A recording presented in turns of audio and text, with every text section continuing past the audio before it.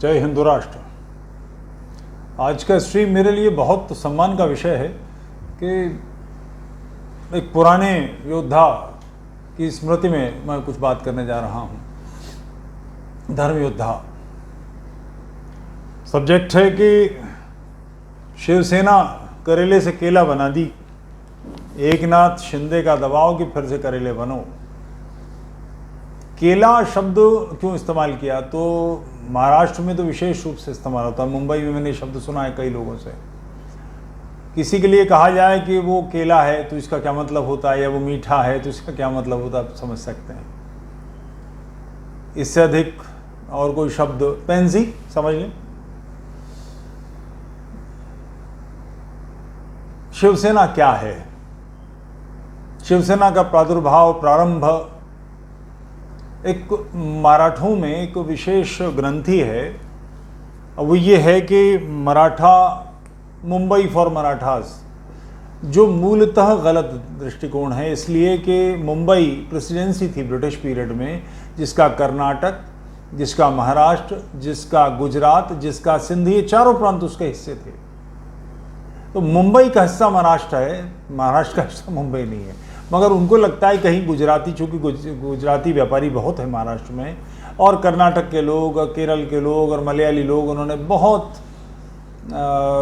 Restaurant खोले हैं। हर नुक्कड़ पर एक साउथ इंडियन रेस्टोरेंट का छोटा सा ठिकाना मिल जाएगा। तो उनके खिलाफ मुंबई में उधम करके, उद्दंडता करके शिवसेना ने प्रारंभ किया था।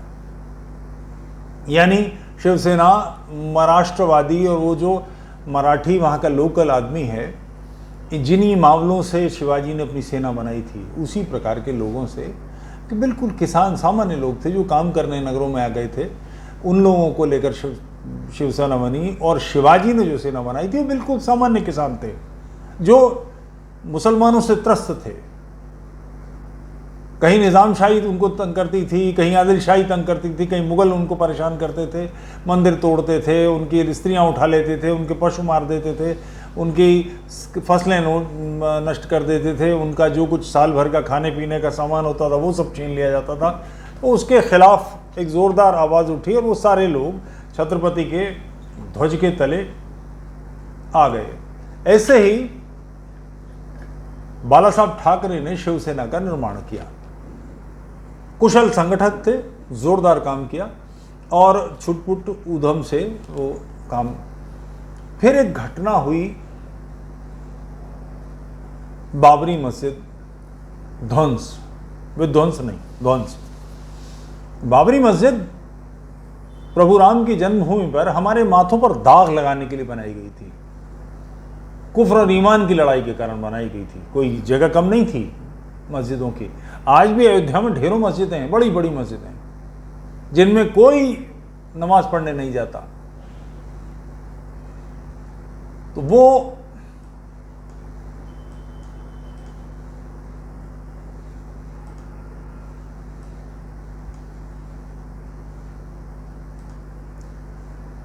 ध्वंस हो गई। भाजपा, संघ परिवार, विश्व हिंदू परिषद, सब लोगों को सांप सूंघ गया। भाजपा का नाम विशेष रूप से ले रहा हूं क्योंकि इसका नेतृत्व तो आडवाणी जी कर रहे थे। पहला गुंबद गिरते ही आडवाणी जी ने तो वो ताबड़तोड़ अपना वो दोहरी धोती जो पहनते थे उसे पकड़ा, घुटनों तक उठाया और दौड़ लगाई सीधे लखनऊ से। उनकी फ्लाइट पकड़वा के उनको तुरंत दिल्ली भेज दिया गया। वहाँ पहुँचते ही उन्होंने नेता प्रतिपक्ष से इस्तीफा दिया और घोषणा की, प्रेस कॉन्फ्रेंस बुलाई और कहा कि मेरे जीवन का सबसे काला दिन है। जो समय था ताल ठोकने का, सीना निकाल के चौड़े होकर बात करने का, यहाँ जो कहा वो किया। ये तो बाद में सारे दांव पेच करे, उस समय में सब ढीले पड़ गए थे। बाला साहब का एक इंटरव्यू किया रोहित शर्मा ने। उस इंटरव्यू में बाला साहब ने दबंगई से कहा कि बाबरी मस्जिद गिरना तो सम्मान का विषय है, गौरव का विषय है। शिवसेना की एक इमेज बनी उस इंटरव्यू से। उससे पहले घटना हो चुकी थी। बाबरी मस्जिद ध्वंस के फौरन बाद जो महाराष्ट्र के इस्लामी इलाके हैं, विशेष रूप से भिवंडी, ठाणे, यहाँ पर दंगे हुए। इस बात को थोड़ा समझा जा सकता है कि विश्व हिंदू परिषद के लोगों के खिलाफ, आरएसएस के लोगों के खिलाफ, बीजेपी के लोगों के खिलाफ होते, मगर वो हिंदुओं के खिलाफ थे। हिंदुओं ने क्या करा? अयोध्या में 2-2.5 लाख लोग इकट्ठे हुए थे, कोई 20 करोड़ हिंदू पहुंच गए थे, मगर अपना गुस्सा दिखाने के लिए आसान शिकार ढूंढा गया। घर में पिता ने मां को डांट दिया,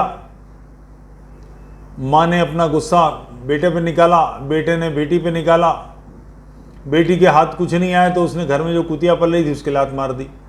तो ये स्थिति आ गई थी कि कुतिया के जैसे लात मार दी जाती है अपना गुस्सा निकालने के लिए, वैसे हिंदुओं पर गुस्सा उतरा।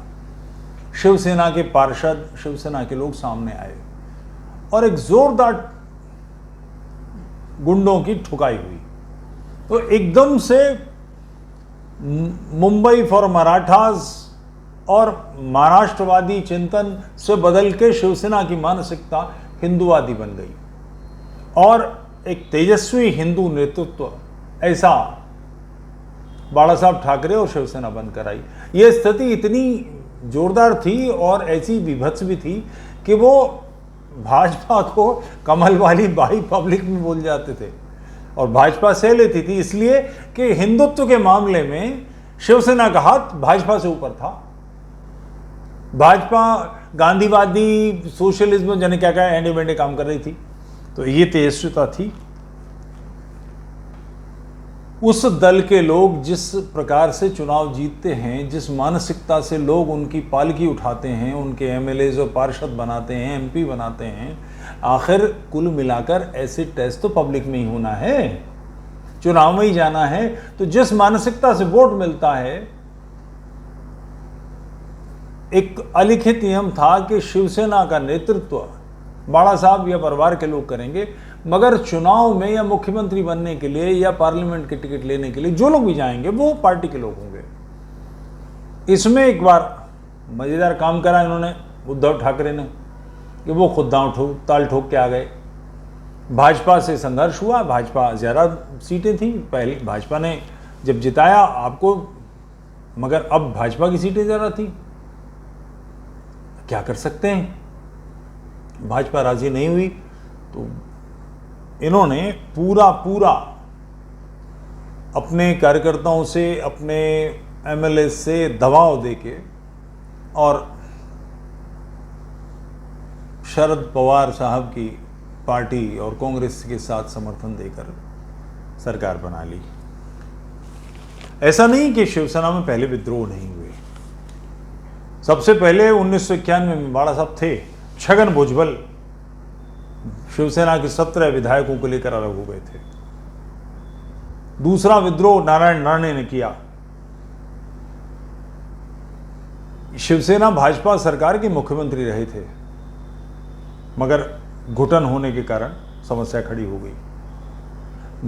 नवी मुंबई में पकड़ रखने वाले गणेश नायक शिवसेना के थे, छोड़कर चले गए और शरद पवार वाली पार्टी में गए, फिर अब वो भाजपा में है।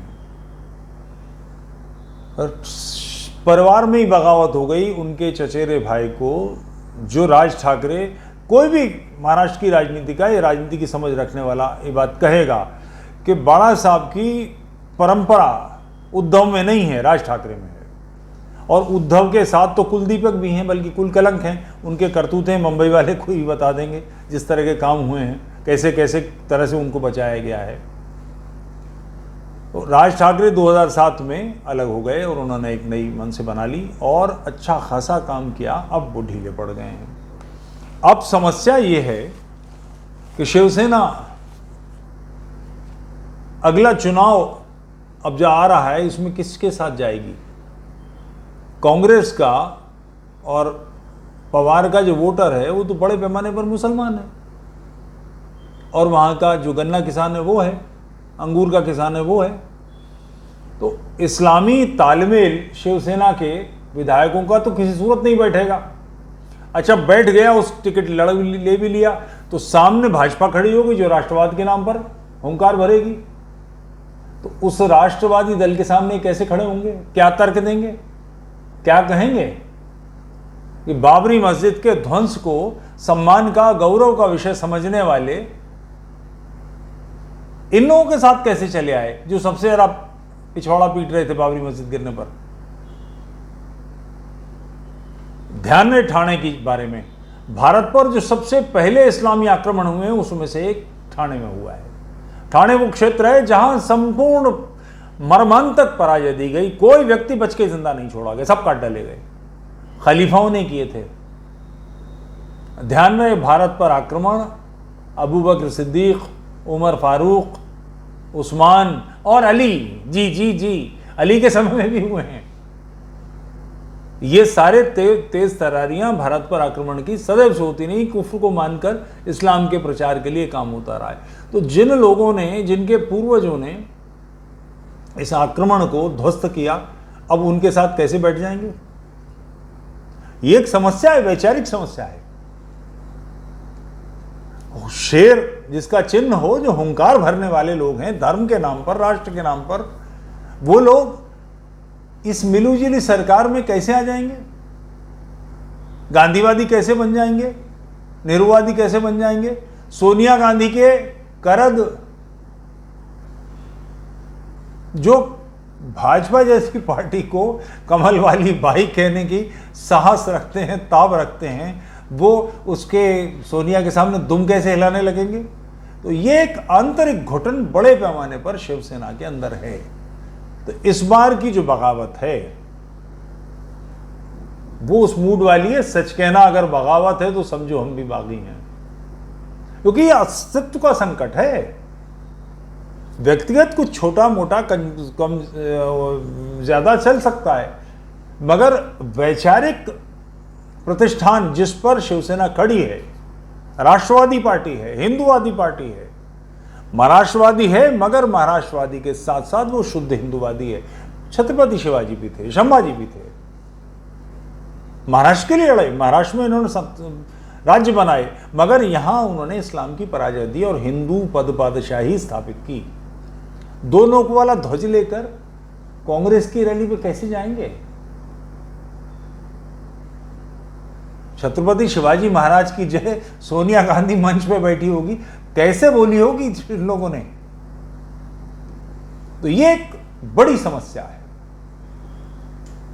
गर्व से कहो हम हिंदू हैं, लोगों के ध्यान में है कि नहीं, ये बाला साहब ठाकरे का दिया हुआ घोष है, ये वॉर क्राई है, युद्ध घोष है। ये वॉर क्राई बोलने वाले सैनिक से कहा जाए कि अब हिंदू मुस्लिम एकता और गांधीवाद और उन लोगों का पक्ष लेना है, उनकी परंपराओं का पक्ष लेना है जिन्होंने भारत का विभाजन करने के लिए वोट दिया और भारत विभाजन करने के बाद गए नहीं, और अब वो राष्ट्रवादी राजनीति कर रहे हैं, उनके पक्ष में कैसे खड़े हो जाएंगे? उद्धव ठाकरे ने किसी भी सूरत, दोबारा चुनाव हो जाता, नहीं जाएंगे, किसी को समर्थन नहीं देंगे, मगर ये जो गुलाट मारी, कलाबाजी लगाई, इस कलाबाजी से वो कीचड़ के गड्ढे में जा गिरे। और अब शिवसेना के उनके साथी कह रहे हैं कि गड्ढा कीचड़ का नहीं, कोलतार का है, एक बार लग जाएगा तो इसे धोने साफ करने में एक आफत आ जाएगी। राजनीति 24 घंटे का, एक मुश्ताक अहमद यूसुफी पाकिस्तान के लेखक हैं, उनका वाक्य है, सियासत, तिजारत, इबादत और औरत, चार चीज, सियासत, राजनीति, इबादत, उपासना, साधना, तिजारत, व्यापार और औरत, यकसुई चाहती है। 24 घंटे इसका ध्यान करना पड़ता है, अगर जरा सा चूके तो मंजिल खोटी हुई। इतना बड़ा काम, और जैसे परमजीत जैसे वैसे महादुष्ट आदमी है ये, फिर भी वो बता रहा है 100 करोड़ रुपए इकट्ठा करके लाने के आदेश थे मुंबई से, महाराष्ट्र से नहीं। कैसे इकट्ठा होगा? रेस्टोरेंट जो काम चला रहे हैं उन पर छापे मारो,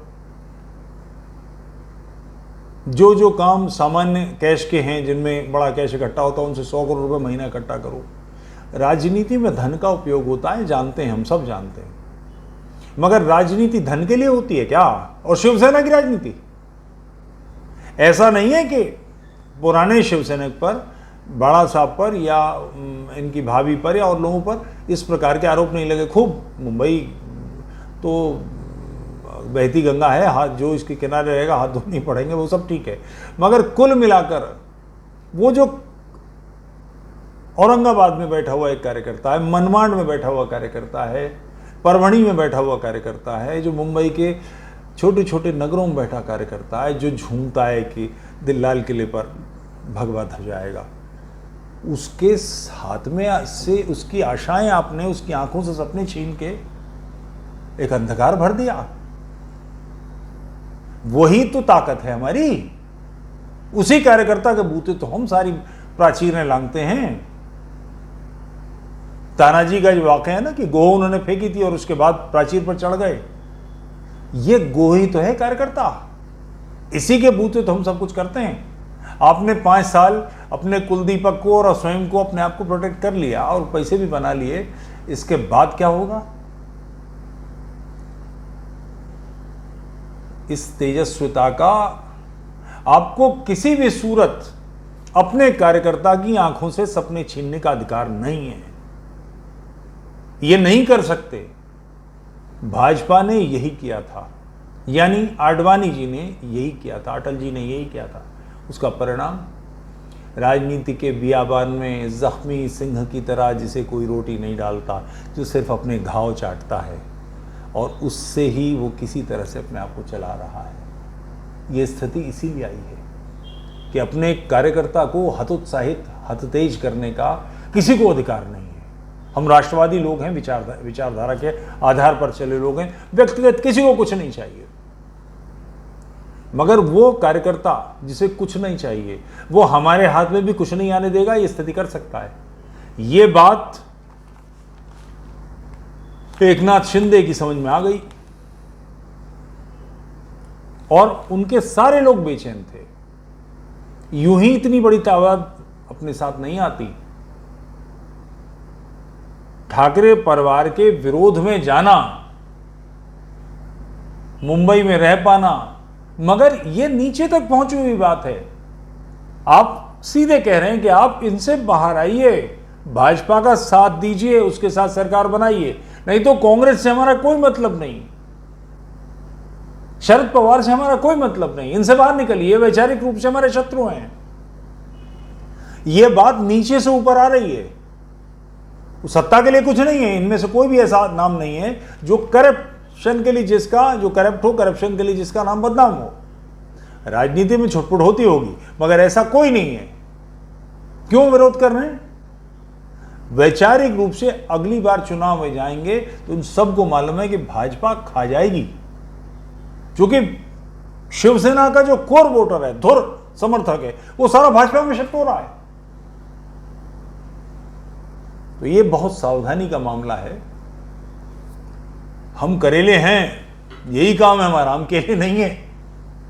केला मत बनाइए, नहीं तो आपको केला बना दिया जाएगा। YouTube चैनल तुफैल चतुर्वेदी को लाइक कीजिए, सब्सक्राइब कीजिए, सपोर्ट कीजिए।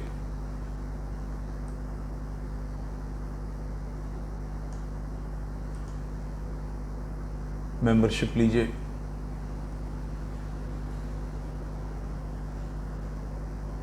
अलेजांद्रो जी, बहुत बहुत धन्यवाद आपका सहयोग के लिए। जय हिंदू राष्ट्र।